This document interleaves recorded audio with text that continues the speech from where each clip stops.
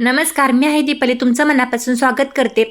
Blouse back neck design षटकोनी गळ्यावरती छोटासा काठ वापरून मस्त अशी ब्लाऊज बॅकनेक डिझाईन. गळा आखून घ्या. वरती 2.5 इंचावरती मार्किंग करा. बाहेर बघा 1 इंचावरती मार्किंग करा आणि मध्य काढून घ्या. मध्य काढून अशा प्रकारे गळ्याचा शेप आखून घ्या. तर गळ्याची रुंदी आणि गळ्याची उंची तुम्ही तुमच्या ब्लाऊजनुसार ठेवून घ्या. आता बघा खालच्या बाजूला 2 इंचावरती मार्किंग घ्या आणि अशा तिरकस गोलाकार शेप आखून घ्या. आता या षटकोनी गळ्याचं कटिंग करून घेऊयात. बघा किती छान गळा शेप तयार झालेला आहे. आता या गळ्यावरती आपण छोटासा काठ वापरून ब्लाऊज बॅकनेक गळा डिझायनरमध्ये बनवून घेऊयात. तर शिलाईला सुरुवात करून घेऊयात. संपूर्ण व्हिडिओ पहा म्हणजे तुम्ही शिकणार आहात. उलट दिशेने कमरेच्या बाजूला प्रथम टीप मारून घ्या. ही टीप मारून झाल्यानंतर गळ्याच्या बाजूला जिथं तुम्हाला नॉड बसवायचे आहे तिथं खून करून घ्या. यानंतर बघा नॉड आहे ना कमीत कमी 1 मीटर तरी घ्यायच्या, अर्धा मीटर दोन्ही बाजूला. तर आता काय करायचं, यामध्ये आतल्या साईडनं नॉड घालून घ्यायची. गळ्यावरती मस्त अशी टीप मारायला सुरुवात करायची. जिथं नॉड आहे तिथं डबल टीप मारून घ्यायची. आता दुसऱ्या बाजूने पटापटापटा व्यवस्थित अशा गोलाकार टिपा मारायच्या. जिथं तुम्हाला फिरवायचं आहे कापड म्हणजे टीप चेंज करायची आहे तिथं सुई खाली ठेवायची म्हणजे गळा ओढत नाही. आता दुसऱ्या बाजूला देखील नॉड बसवून घ्या. आता दोन्ही नॉड बसवून झाल्या, गळा शिलाई करून झाला, कट्स मारून घ्या. कट्स मारणं खूप महत्त्वाचं आहे. कट्स मारल्याने काय होतं, गळा व्यवस्थित असा ओपन होतो. आता बघा गळा उलट करून घ्यायचा. गळा उलट करून झाला. पहिली टीप ब्लाऊजच्या आतल्या बाजून अस्तरच्या बाजूने मारायची, कमरेच्या बाजूला. ही गोष्ट लक्षात घ्या. जर तुम्ही आतल्या बाजूने टीप मारली तर अस्तर आहे ना ते मेन फॅब्रिकपेक्षा म्हणजे ब्लाऊजपेक्षा बाहेर दिसत नाही. आता काय करायचं, गळ्याला पण अशाच प्रकारे उलट दिशेने व्यवस्थित अशी फॅब्रिक बाहेर काढत काढत कोण कुठेही चेंज होणार नाहीत. जसे आपण कट केलेले होते तसे शिलाई झाले पाहिजे त्याची काळजी घ्यायची. आता बघा टीप मारून घ्यायची गळ्याच्या बाजूने. तर टीप मारताना आतल्या दिशेने मारा शक्यतो. आणि गळ्याची ज्यावेळेस आतून आपण शिलाई गेलती ना त्यावेळेस कट्स नक्की मारायचे. कट्स मारल्याने गळा व्यवस्थित असा उलट होतो. आता बघा गळ्याच्या आतल्या बाजूने मी टीप मारत मारत पुढे आलेली आहे. तर पूर्ण टीप मारून आता आपली होणार आहे. आता ही अशा प्रकारे टीप मारत मारत जायचं. थोडंसं कोण असले ना मग कापड धरायला टीप मारायला थोडासा अगदी वेळ लागतो. बघा खूप छान डिझाईन आहे ही. मस्त दिसणारी षटकोनी गळ्यावरती हे डिझाईन तयार होणार आहे. षटकोनी गळ्यावरती छोटासा काठ वापरून मस्त अशी ब्लाऊज बॅक नेक डिझाईन. आता पहा गळा किती सुंदर तयार झाला आहे. अगदी कोणालाही पटकन आवडेल एवढा सुंदर गळा जो आहे तो तयार झालेला आहे. आता सगळ्यात महत्त्वाचं काम करायचं म्हणजे साईडनं देखील काय करायचं, टिपा मारून घ्यायच्या. तर गळ्यावरती कोणतीही डिझाईन बनवायची असू द्या, ज्यावेळेस आपण अस्तर आणि मेन फॅब्रिक ब्लाऊजचं ज्यावेळेस आहे ना शिलाई करतो त्यावेळेस करायचं, साईडच्या टिपा ज्या आहेत ना त्या आपण पटकन मारून घ्यायच्या. आता बघा मी साईडची टिप तुम्हाला मारून दाखवते. हे अशा प्रकारे साईडची टिप जी आहे आपली ती मारायची, किंवा तुम्ही ग्लू वगैरे वापरत असाल इथं चिटकावायला तर वापरू शकता, काहीच अडचण नाही. तर आता मस्त असा हा बॅकनेक तयार झालेला आहे. याच्यावरती काठ लावून लेस लावायला सुरुवात करायची आहे. तर एक बाजू आपली काय झालेली आहे, साईडनं अशी फिटिंगमध्ये शिलाई करून झालेली आहे. तर इकडच्या बाजूला पण बघा आपण काय करायचं आहे, तशाच प्रकारे टीप मारून घ्यायची आहे आणि शिलाई करून म्हणजे टीप मारून घ्यायची आहे फिनिशिंगमध्ये. आता बघा ही टीप मारून झाली की आपण काठ आणि लेसपासून मस्त अशी याच्यावरती डिझाईन बनवूयात. तर इथं तुम्हाला कुठेही ब्लाऊजचा बॅकनेक आहे तो गळ्याच्या बाजूने खालच्या साईडला कट करायला वगैरे लागत नाही. या डिझाईनसाठी खूप छान डिझाईन आहे, मस्त असे तयार होणार आहे. आता पहा ओपन करून घेऊयात. एक्स्ट्रा आहे ते कट करून काढूयात. आता याला ओपन करते. बघा गळा किती सुंदर तयार झाला आहे. आवडला का नक्की सांगा कमेंटमध्ये, गळा तुम्हाला आवडला का. हा पहा किती सुंदर गळा तयार झालेला आहे. आता याच्यावरती आपण हा काठ बसवूयात. तर काठ कसा बसवायचा ते पण शिकूयात.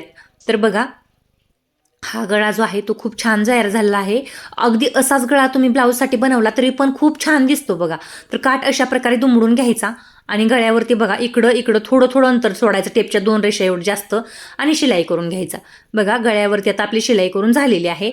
इथून काय करायचं, टीप साईडला काढून घ्यायची. पुन्हा खालच्या बाजूने म्हणजे इथं बघा अशा गोलाकार शेप देऊन घ्यायचा. लक्ष द्या इथं गोलाकार शेप आखून घ्या. चॉकने आखणं खूप महत्त्वाचं आहे. तुम्ही डायरेक्ट लेस बसवली तर धागे वगैरे बाहेर राहतात, फिनिशिंग चांगलं येत नाही, असं होतं. आता खालच्या बाजूला जायचं, आतल्या साईडला अशा प्रकारे हा दुमडायचा. तर बघा काठ थोडासा उंचीच्या मानाने कमीच आहे तसं म्हणायला गेलं तरी पण तो काठाच्या बाजूला असा बसवला तर त्याच्यावरतून पुन्हा लेस बसणार आहे. आता बघा इथं टीप मारून झालेली आहे. आता आपण इकडच्या आणि तिकडच्या साईडला ज्या खुणा केलेल्या आहेत ना त्याचा एवढा अंतर आहे ना कट करून काढायचं.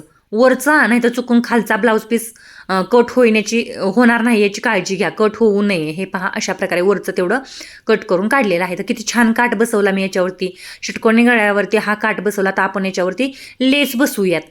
तर हा ब्लाऊज डिझाईन तुम्ही इथपर्यंत पाहिला असेल तर लगेचच अगदी कुठेही वेळ न घालवता सबस्क्राईबचं बटन दाबा, ब्लॅक कलरचं, वरून बेल आयकनचं बटन दाबा. असे नवनवीन व्हिडिओ तुमच्यापर्यंत येणार आहेत आणि त्यानंतर छान असं लाईक करून घ्या. आता बघा लेस मी कशा प्रकारे बसवत आहे. तर लेस बसवताना सगळ्यात महत्त्वाची टिप्स एक लक्षात ठेवा की ती लेस खेचायची नाही. लक्षात घ्या, लेस खेचायची अजिबात देखील नाही. लेस ब्लाऊजसाठी अशी वापरायची की जेणेकरून आपल्याला ओळण घेताना ती कसंही ओळण पटकन देता आलं पाहिजे. ती जास्त कडक नसावी की जेणेकरून ब्लाऊजचा गळाच बिघडवून टाकेन. त्याच्यामुळे लेस वापरताना मऊसूत वापरा म्हणजे ब्लाऊजचे डिझाईन आहेत ना ते लेसमुळे बिघडत नाहीत.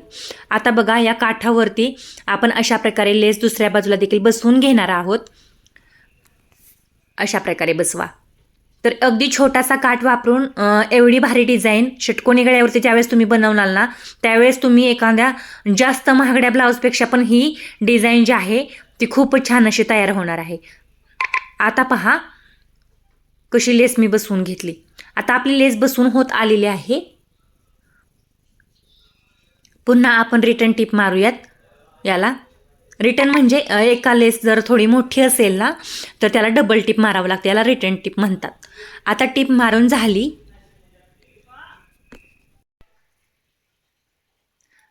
आता आपल्याला कमरेवरती देखील लेस लावून घ्यायची आहे. पहा अशा प्रकारे. तर लेस लावण्याच्या अगोदर माझ्या एक गोष्ट लक्षात नव्हती. या ब्लाऊजला टक्स मारायला लागतात बघा.